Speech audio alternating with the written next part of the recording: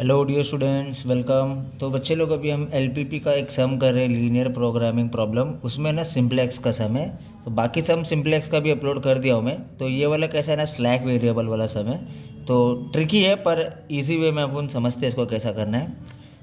तो क्वेश्चन दिया है आपको, solve the following linear programming problems bye simplex method.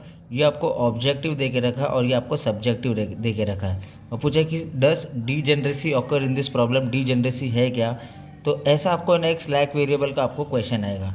तो हमने ना पहला क्या करना है ना, ये क्वेश्चन जो आपको गिवन है ना, आपको है ना सबसे पहले है ना उसको रीराइट करना है। और रीराइट कैसा करेंगे, हम लिखेंगे यहाँ पर we can rewrite the problem as standard form. तो सबसे पहले है ना हम इसको है ना स्टैंडर्ड फॉर्म में लिखेंगे।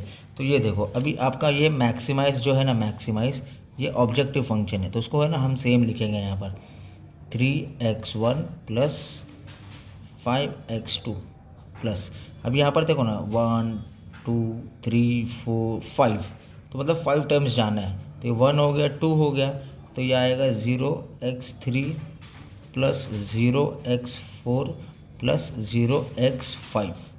ठीक है, तो ये फर्स्ट स्टेप आपको बनाना है मैक्सिमाइज के ऑब्जेक्टिव में। उसके बाद आपको ना ये सेम जो इक्वेशन है ना, उसमें ना जो साइन है ना वो आपको ना चेंज करना है। और वहाँ पर आपको स्लैक वेरिएबल तो ऑलरेडी है, तो बस आपको इंडिकेट करके बता देना है। तो ये पहला इक्वेशन हमने लिखा x1 s3 is equal to 4, ये आपका हो गया variable, slack variable. Second equation हमने लिखा x2 plus x4 is equal to 6, तो ये सेकेंड वाला स्लैक वेरिएबल हो गया हमारा। नेक्स्ट थर्ड वाला equation 3x1 plus 2x2 plus x5 is equal to 12, तो ये हमारा स्लैक वेरिएबल हो गया।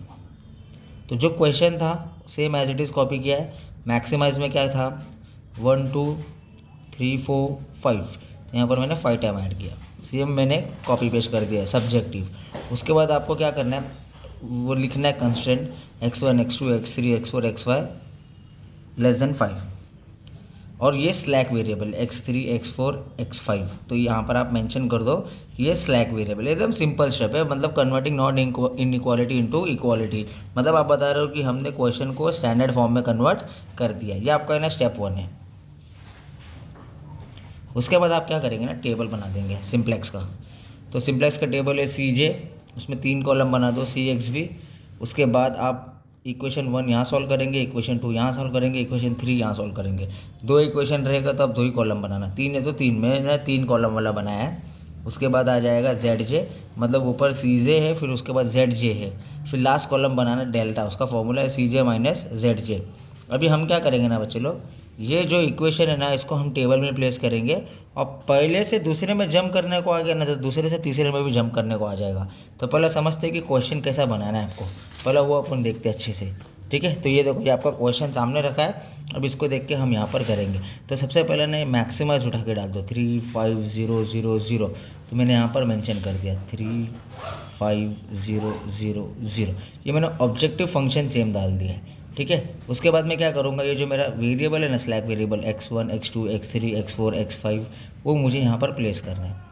x1 x2 x3 x4 x5, simple एकदम। अब क्या करना है ना, पहले टेबल में ना 0 0 आएगा पहले टेबल में, और ZJ भी ना बच्चे लोग पहले टेबल में 0 0 आएगा। तो आपका काम आसान हो गया। तो पहले टेबल में फर्स्ट वाला रो जो है वो 0 0 आ जाएगा कॉलम वाला, और जो ZJ का रो है वो भी आपका 0 0 आ जाएगा। अभी ये जो स्लैक वेरिएबल है ना, मैं सेम उठा के कॉपी पेस्ट करूँगा यहाँ पर। तो ये जो स्लैक वेरिएबल मैं उठा के लिख रहा हूँ। तो आपका x3 4 है, x4 6 है, और x5 आपका 12 है। तो हमने क्या किया, सेम स्लैक वेरिएबल उठा के यहाँ पर प्लेस कर दिया। ठीक है, अभी ये इक्वेशन उठा के मैं यहाँ पर डाल रहा हूँ। तो अच्छे से ध्यान दो, जहाँ पर वैल्यू है वहाँ पर नंबर डालो, जहाँ पर वैल्यू नहीं है वहाँ पर नंबर ही मत डालो, ख़त्म। देखो अभी x1 है ना, तो x1 में मैं 1 डालूँगा। 2 नहीं है मेरे पास, 3 है हमारे पास, 3 भी 1, बाकी कुछ है क्या 4 और 5, कुछ नहीं है, तो वो 0 0 आ जाएगा। तो वैसे ही सेकेंड वाला भी सॉल्व करो। देखो 1 नहीं है ना, 2 है, 3 नहीं है हमारे पास, 4 है हमारे पास, 5 नहीं है हमारे पास। मतलब जहाँ वैल्यू है वहाँ पर 1, जहाँ पर वैल्यू नहीं है वहाँ पर 0, सिंपल। अभी फर्स्ट देखो x1 कितना है हमारा, x1 3 है, तो मैंने 3 डाल दिया। x2 है हमारे पास 2, तो मैंने 2 डाल दिया। x3 नहीं है ना 4 है, 3 भी नहीं है 4 भी नहीं है, और कितना है 5। तो एक चीज़ याद रखो, सिंप्लेक्स में ना ऐसा 1 1 1 आना चाहिए आपका, मतलब x3 में एक 1 आएगा, x4 में एक आएगा, एक x5 में आएगा। तो ये ना एक मैट्रिसेस का सम है, डिटर्मिनेंट्स का सम। तो ये हमारा फर्स्ट टेबल था। उसके बाद लास्ट स्टेप है सबसे, आपको है ना सी जे को जेड जे से माइनस करना है। ये जो सी जे का रो है और ये जेड जे का रो है, उसको माइनस करना है। मतलब 3 में से 0 गया तो 3, 5 में से 0 गया तो 0 में से 0 गया तो 0 में से 0 गया तो 0 में से 0 गया तो। पूरे सिंप्लेक्स का रूल ये है कि आपका है ना ये जो डेल्टा है ना नेगेटिव आना चाहिए या 0 आना चाहिए, पर अभी ये हुआ नहीं है, 2 केस बच गया। यहाँ पर है ना मैक्सिमाइज है, ठीक है। तो हमको है ना यहाँ पर ये टेबल नेगेटिव करना है या 0 करना है, नहीं हो रहा जब तक हम उसको है ना आगे आगे बढ़ाएंगे। तो पहले तो हमने इसको इसमें टेबल में कैसा करते हैं वो देख लिए, अभी फर्स्ट टेबल से सेकंड टेबल कैसा जंप मारते हैं वो देखना है आपको। तो उसका पहला स्टेप क्या है, रो में देखो सबसे बड़ा नंबर कौन सा है, 5 है, तो मैंने इसको सिलेक्ट कर लिया। थोड़ा सा डार्क भी कर दिया ताकि आपको अच्छे से समझ में आए। ये मेरा सिलेक्टेड रो है, तो मैं ना उसको नाम दे दूँगा की रो हो जाएगा ये, याद रखना बच्चे लोग।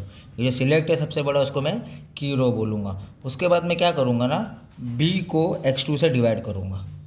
बी को x2 से डिवाइड करूँगा तो मेरा रिप्लेसमेंट रेशियो आ जाएगा, ठीक है। तो मैं ना अभी क्या कर रहा हूँ, देखो बी को x2 से डिवाइड कर रहा हूँ, मतलब ये 4 डिवाइडेड बाई 0 ये आ गया, ठीक है। नेक्स्ट 6 डिवाइड बाई 1 मेरी वैल्यू आएगी 6। 12 डिवाइड बाई 2 मेरी वैल्यू आ जाएगी 6। तो यहाँ पर बड़ा लिया है ना, अभी यहाँ पर हमें छोटा लेना है, रिप्लेसमेंट रेशियो में सबसे स्मॉल वैल्यू लेना है। तो मैं यहाँ पर लिख देता हूँ कि बिग वैल्यू यहाँ पर लेना है कॉलम में, और अभी मैं यहाँ पर लिख देता हूँ कि रो में सबसे स्मॉल वैल्यू लेना है। तो अभी देखो सबसे छोटा कौन सा है, ऐसा नहीं है कि सबसे छोटा कौन सा है मालूम है क्या, ये आप 4 को छोटा मत बोलो। एनीथिंग डिवाइड बाई 0 है ना, उसको इन्फिनिटी बोलते हैं बच्चे लोग, उसको बोलते हैं इन्फिनिटी, मतलब वो सबसे बड़ा वैल्यू है। मतलब 4 6 10 किसी के भी नीचे डिवाइड बाई 0 आएगा ना, तो वो सबसे बड़ा नंबर होता है। याद रखना, बच्चे लोग इधर गलती करते हैं। तो ये सबसे बड़ा नंबर है, ये इन्फिनिटी नंबर है, तो इसको मत लेना स्मॉल नंबर में। अब ये 2 नंबर बच गए हमारे पास, तो ये 2 नंबर में से आपको जो वैल्यू लेना आप ले सकते हो। तो मैं ना ये वाली वैल्यू सिलेक्ट कर रहा हूँ, ये मैंने उठा लिया कि एज ए स्मॉलेस्ट। तो मैं इसको थोड़ा डार्क कर देता हूँ ताकि आपको अच्छे से दिखे।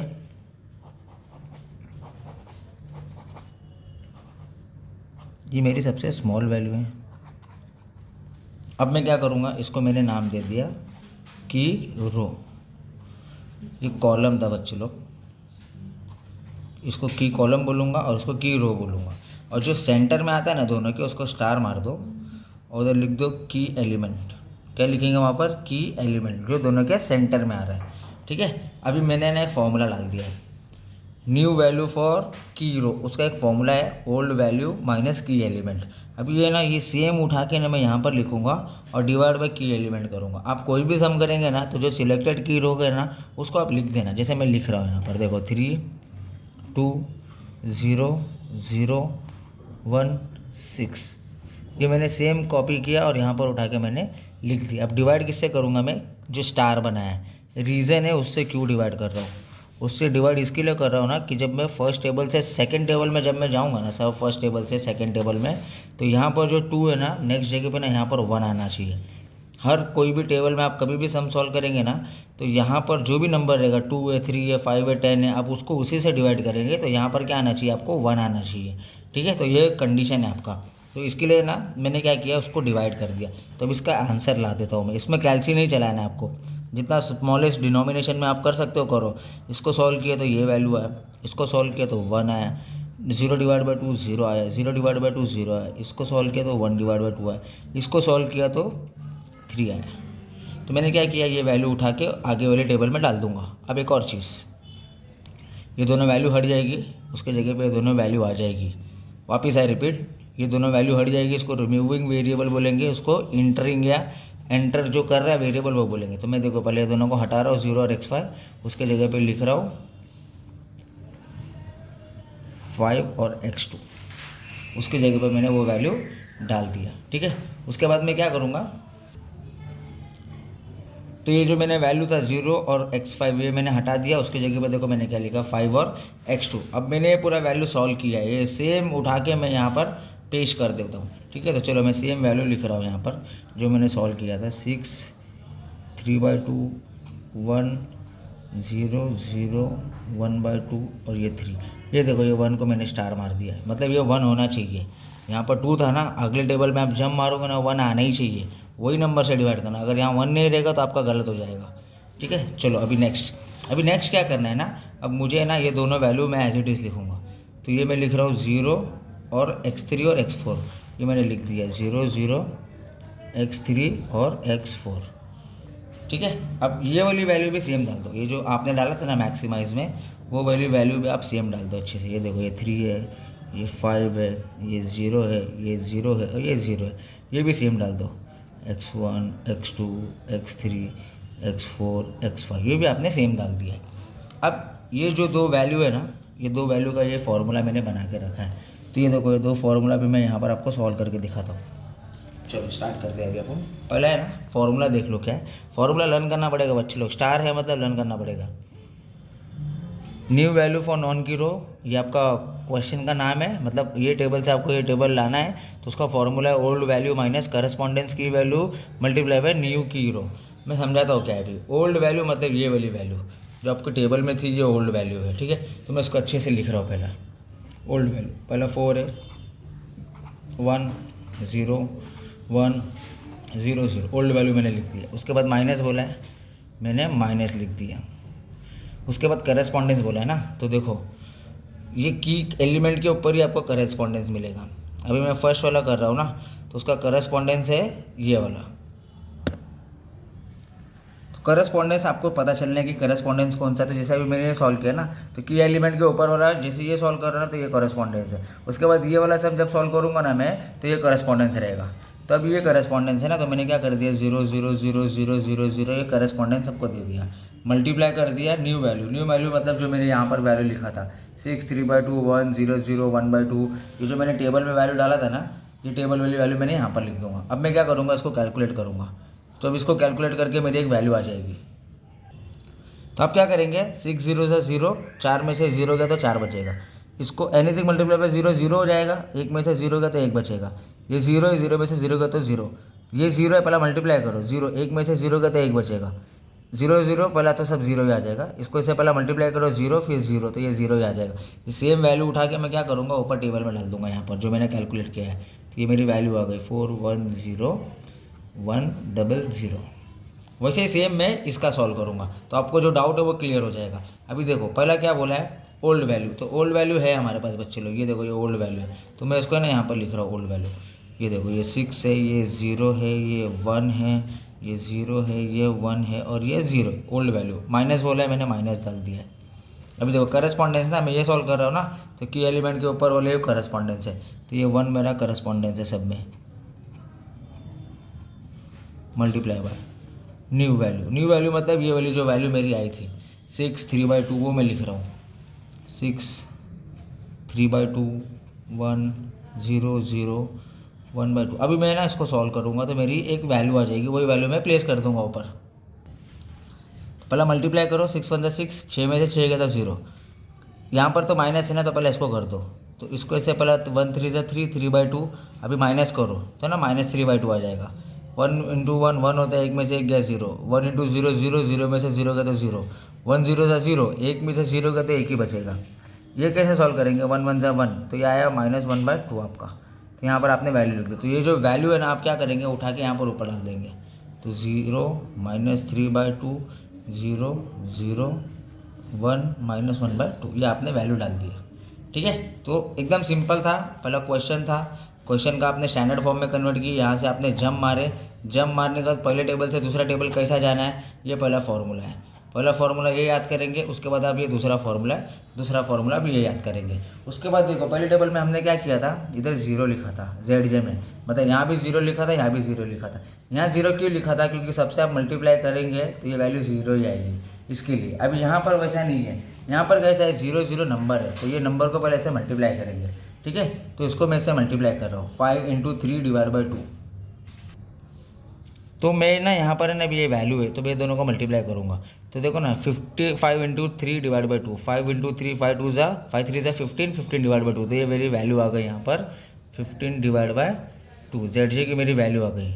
अभी नेक्स्ट ये देखो 5 1 जा 5 हो गया, 5 0 जा 0 हो गया, 5 0 जा 0 हो गया, 5 इंटू 1/2 तो ये हो गया मेरी 5/2।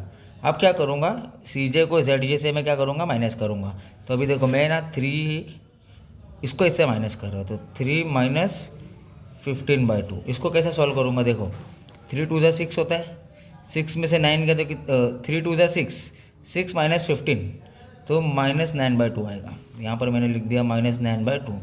वापस इसको इससे माइनस, तो 5 में से 5 गया तो 0 है, इसको इससे माइनस, इसको इससे माइनस, इसको इससे माइनस, तो ये मेरी वैल्यू आ गई। तो ये देखो कंडीशन फुलफिल हो गया हमारा। क्या कंडीशन है कि नेगेटिव आ गया या 0 आ गया, तो आप क्या लिखेंगे, no positive value optimal solution. जब सीजे को जेड से 0 किया तो यहाँ पर 0 या तो फिर नेगेटिव है, ऐसा आप दे देंगे। तो आपका फाइनल आंसर कैसा बनेगा ना, आप वो बता दो। तो ये आपका मेन है। x3 कितना है आपका, 4 है, x4 आपका 0 है, x2 आपका 6 है। तो ये आपको है ना फाइनल आंसर कैसा देना है, ध्यान दो। अभी ये देखो x3 0 है, x4 0 है, x5 2 है। तो इसके ऊपर है ना अभी आपको है ना ऑब्जेक्टिव फंक्शन लेना है। तो आप कैसे लिखेंगे, आप यहाँ पर लिख देंगे कि आपका x3 आया है 4, x4 आया है 0, x2 आया है आपका 6, ये वाली वैल्यू। x3 4 है, x4 0 है, x2 आपका 6 है। अभी इसको है ना आप ऑब्जेक्टिव में डाल दो, तो ये आपका ऑब्जेक्टिव है, max z is equal two plus अभी इसमें मैं क्या करूँगा ना, सबसे पहले है ना ये देखो, ये जो 0 0 5, ये जो 0 0 5 है ना, उसको मैं फर्स्ट में लिखूँगा 0 0 5 मल्टीप्लाई। अब मैं ना 0 0 5 के बाद क्या लिखूँगा, ये वाली वैल्यू लिखूँगा 5 0 6। तो फर्स्ट मैंने क्या लिखा, 0 0 5 लिखा। अब मैं क्या लिखूँगा, 4 0 6। तो मैंने यहाँ पर लिख दिया 4 0 6। अब इसको सॉल्व करूँगा, 4 0 0 0 0 0 5 6 30। तो इन सबको सॉल्व किया तो ये मेरा आंसर आया, मैक्सिमाइज ऑप्टिमल सोल्यूशन का ये आंसर मेरा आ गया। ठीक है, तो ऐसा आपका देखो सिंपल सम था, स्लैक वेरिएबल का आपने स्टैंडर्ड फॉर्म में कन्वर्ट किया, टेबल बनाया, फर्स्ट टेबल से आपने क्या किया, सेकंड टेबल में जंप किया और उसका ये फॉर्मूला है। तो बच्चे लोग कैसा है ना, अभी मैं आपको बताता हूँ कि देखो ये दूसरा सम भी मैंने सॉल्व करके अपलोड कर दिया है कि क्वेश्चन था स्टैंडर्डाइज किया, उसका पहला टेबल है, सॉल्व करके कैसा आपको दूसरे टेबल पर जंप मारना है, 2 फॉर्मूला है। उसके बाद ये वाला भी सम देख लो आप, ये भी मैंने अपलोड कर दिया अच्छे से कि क्वेश्चन है कैसे आपको स्टैंडर्ड फॉर्म में कन्वर्ट करना है। ये 2 इक्वेशन मैंने अपलोड किया था, तो यहाँ पर आपको कैसे इजी वे में पहले आपको समझ में आ जाएगा। तो कुछ भी डाउट है तो अच्छे से कनेक्ट कर लेना, ये मेरा नंबर है। बाकी सारा ही ऑपरेशन रिसर्च का मैंने पूरा अपलोड कर दिया, TYBMS का, MBA का, सब लोग का। ठीक है, तो अच्छे से प्रैक्टिस कर लेना बच्चे लोग। Thank you so much, all the best.